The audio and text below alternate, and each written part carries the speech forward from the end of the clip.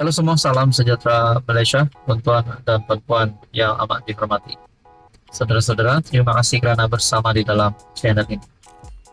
Saudara-saudara yang amat dihormati, di negara kita Malaysia, sudah pasti kita seringkali mendengar berkaitan dengan isu-isu hangat politik sehingga melibatkan isu 3R, di mana perkara yang amat sensitif berkaitan dengan isu 3R ini adalah satu perkara yang kita tidak boleh suka hati untuk memainkan isu ini.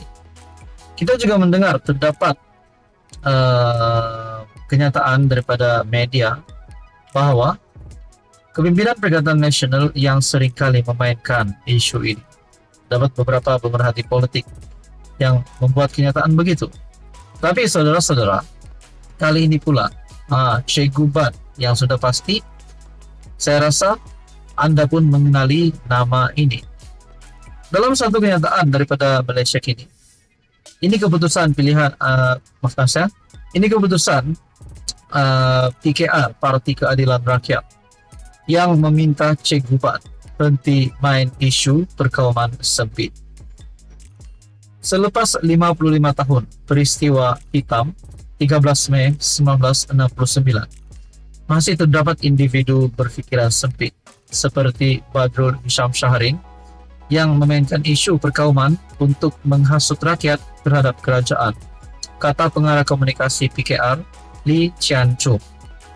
Katanya Badrul, atau lebih dikenali sebagai Cikgu Bat, menabur fitnah bahawa Islam telah bergugat ketika mengulas majlis peringatan mangsa tragedi 13 Mei baru-baru ini. Cikgu Bat adalah mantan keadilan dan dulu bukan seorang yang bersikap perkauman sempit. Namun selepas masuk ke dalam PN, semua perkara menjadi tidak betul bagi Cikgu Bat. Malah sering dipesongkan fakta dan sejarah untuk matlamat mendapat perhatian umum, kata Lee dalam satu kenyataan. Cikgu Bat yang kini menjadi ahli jawatan kuasa Biro Penerangan Bersatu merupakan ahli terawal PKR ketika era reformasi, namun dipecat oleh parti itu pada 2016. Dalam catatan di Facebook baru-baru ini, Cikgu Bat mengulas dua isu, yaitu acara parti yang diadakan dalam tren kereta api Tanah Melayu dan video tular bacaan doa oleh seorang imam yang diadakan bersama bacaan doa agama lain di atas kubur peringatan mangsa tragedi 13 Mei di Sungai Buloh. Malaysia sudah di puncak liberal dan plural kejahatan. Islam sudah tidak ada nilai sebagai agama persekutuan, mana akidah, mana tauhid, katanya. Cikgu Bat dalam hantarannya juga mengatakan Menteri Pelancongan Tiong King Sing dan Menteri Pengangkutan Anthony Loke mewakili Malaysia, manakala Menteri Hal Ehwal Agama Muhammad Naim Mokhtar hanya menjadi alat tunggangan mereka.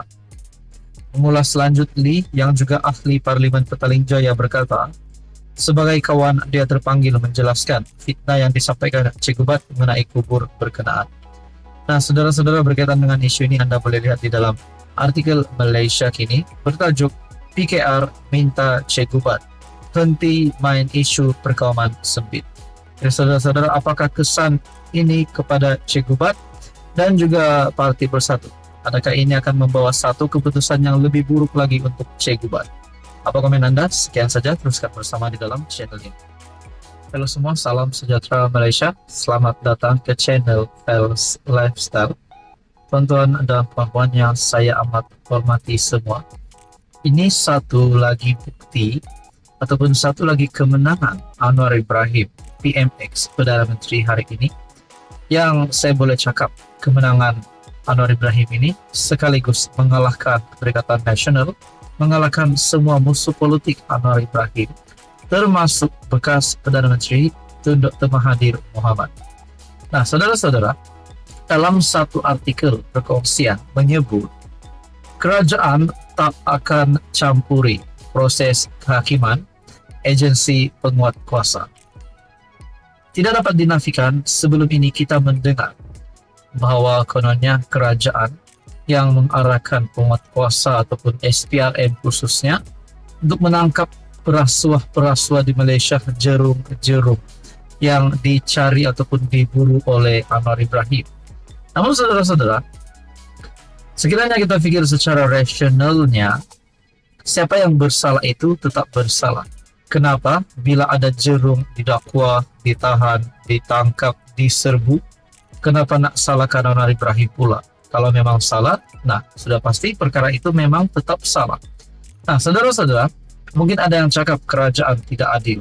Namun perkongsian ini menyatakan kerajaan tidak akan mencampuri proses kehakiman dan memberi ruang sepenuhnya kepada agensi penguat kuasa seperti PDRM dan SPRM membantras rasuah dan ketirisan hasil negara.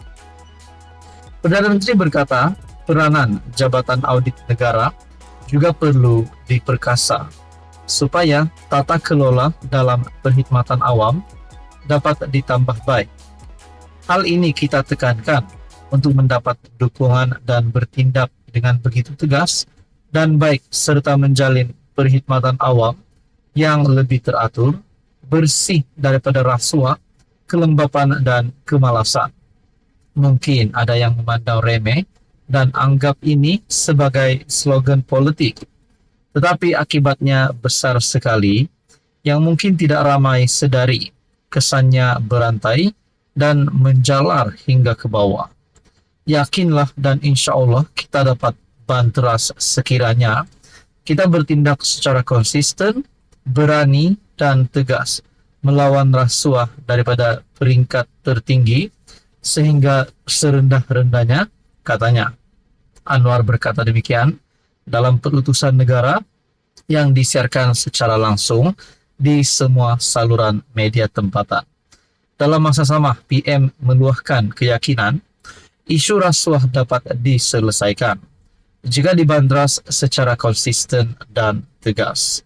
Tegasnya, perkara itu dapat dilihat dalam tender terbuka rancangan tebatan banjir yang mampu jimat wang rakyat sehingga RM2 bilion. Wow, itu satu inisiatif antara yang terbaik daripada Perdana Menteri Anwar Ibrahim.